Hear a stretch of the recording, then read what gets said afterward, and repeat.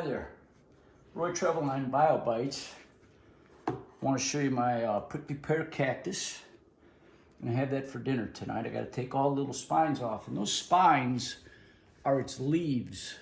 And on those leaves, on a normal plant, what you'd see are little holes in their leaves called stomata. These guys are going to do photosynthesis right on their stem. The pads are what they're going to eat. In today's topic, we're going to talk about the carbon cycle. And the carbon cycle, just like the nitrogen cycle, is going to go around in circles. Okay? Remember, nutrients are recycled and energy is not. And again, just like nitrogen, we see carbon, a storage, stored in the atmosphere, and it's going to act like a little blanket for us, blanket for the entire Earth. It keeps us warm. Unfortunately, our blanket has gotten very, very thick, and the Earth has gotten warmer and warmer. We'll talk more about that in a minute. Anyway, carbon is going to go through these little holes called stomata. Now, that term, I'd like you to know, you're going to hear it again and again. And normally they're on the leaves. Like I'm going to sit on my cactus, the leaves have become so reduced to those little spines that their stomata are going to be right on the stems, right on their pads. That's where they're going to do photosynthesis. And I want you to treat these stomata like they're little mouths. Now, if you'll notice, the carbon dioxide is not going to go into the soil, right? We showed nitrogen going into the soil the other day, but carbon dioxide, if you'll notice, is going to go right in through the leaves into those little holes called stomata. Now, I don't want to talk a lot about this, and you don't need to know this for the ecology test, but those holes in the leaves are going to provide gas exchange. Now, we need oxygen, and we give off carbon dioxide. Plants take in carbon dioxide, and they give off oxygen. It's a nice trade-off, right? What they produce is what we need, and what we produce is what they need. Mutualism. Mutualism, hey! Star student there, Mrs. Trevelyan. And the other thing that comes out of those little holes is water. We'll get to that later. It's called transpiration. Anyway, the carbon cycle is rather simple. It's this equation right here. Don't let the equation intimidate you. If chemistry threw you for a loop, I understand, don't worry. But the one thing, we stay away from that word memorization, but the one chemical formula that I'd like you to memorize is this guy right here, C6H12O6. Just plain old sugar. On my tree here, it's going to take carbon dioxide in, and he made apples on that apple tree. So apples, sugar, same thing, right? Sugar's full of apples, apples full of sugar, and when plants do photosynthesis, they take the carbon dioxide from the air, they convert carbon dioxide into glucose. Now, follow the cycle, please. Carbon dioxide is in the air, now it's in the sugar, it's in the apple, right? Follow me? Now, what do we do with that apple? Eat it. We eat it. Boy, you're 2 for 2 today, Mrs. Trevelyan. We eat it in a process called respiration. We're going to take that apple, number C6H12O6. Yeah, that's the one thing I have to have you memorize. We're going to use oxygen. That's what we take in every day. And look what we give off, carbon dioxide. That goes back in the atmosphere, back in the tree. Have we completed a cycle? You bet. Now, the best thing about these two equations is that the products for one are the reactants for the other. They're the opposite. Right? If you know one, you know the other. Later on when we talk about respiration, I'm going to say tongue-in-cheek, I'm going to say, hey, take a deep breath and tell me what you know about respiration. The two things you take in every day, food, sugar, right, and oxygen, and we give off carbon dioxide and water. And that's what plants need every day.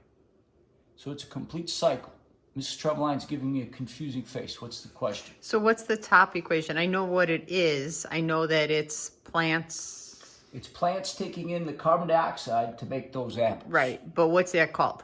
Photosynthesis. Okay, so that top equation is photosynthesis, and the bottom equation is respiration. No. And the bottom equation is respiration. Okay, cool. Yeah. Now, the thing that plants and animals do are respiration, but photosynthesis is unique only to plants. I need you to remember that plants do respiration, right? It's huge, and they're going to try to trick you on the AP exam. We'll talk more about that in a second. Now, the one way we screwed up this cycle, humans, if you look at my shirt here, is we are burning fossil fuels. In Waukegan, this is a a group I belong to, and it's a grassroots group, and they're trying to reduce the amount of fossil fuels that we're burning, things like coal and oil for electricity, and trying to use more renewable energy. And the reason we're doing that is because we're producing so much carbon dioxide when we burn fossil fuels that this blanket up here that keeps us warm is now making us way too warm, right? You ever put too many blankets on at night, then you got to take some off? Well, we need to take some off. Our Earth is definitely way too warm. And we're going to call that climate change, right? So we're screwing up this system by burning all those fossil fuels. All these fossil fuels, they're old trees, right? Old plants were buried under the ground. That carbon dioxide was staying there, but now we put it into a gas form. We put it back into the air. So some carbon dioxide is good. We do want the Earth warm. We just don't want it too warm. We'll talk more about that later on.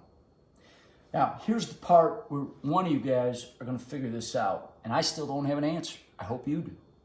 When we do our bottle ecology, I want you to somehow come up with primary productivity. I want you to look at this equation here. This is productivity. It's also photosynthesis.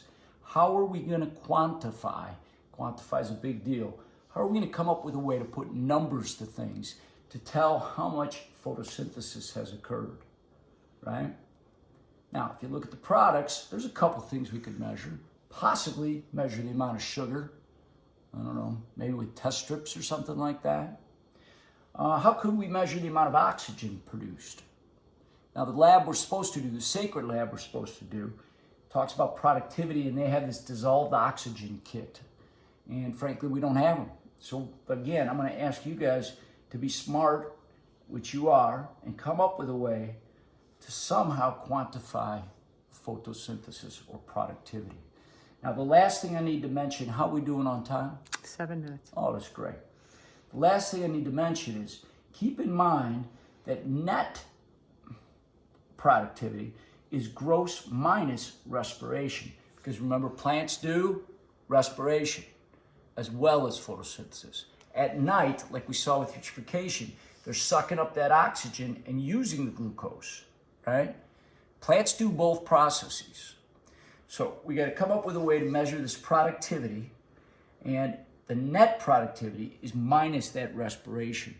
Now somebody, I think it was Jada, I think, somebody called me and said, hey, Mr. T, I don't have any algae. And I said, well, hold that thought, because maybe we could use that bottle as a control, huh? Maybe we could use that bottle and show what no productivity would be if she's got no algae in there.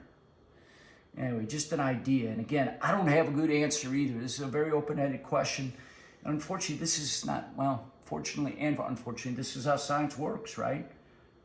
Looking for a student of the, oh, I'll give you a student of the month when you figure this one out, right? We got to figure out a way to do this, right? We got to go bypass what they want us to do in the sacred lab and come up with a way, our little bottles, either terrestrially or aquatically, come up with a way we're going to measure that productivity. Maybe directly, but more likely indirectly. And again, we need some numbers to it. We got to quantify. I'm Roy Treveline. This is BioBites. Have a good day. Bye. Bye.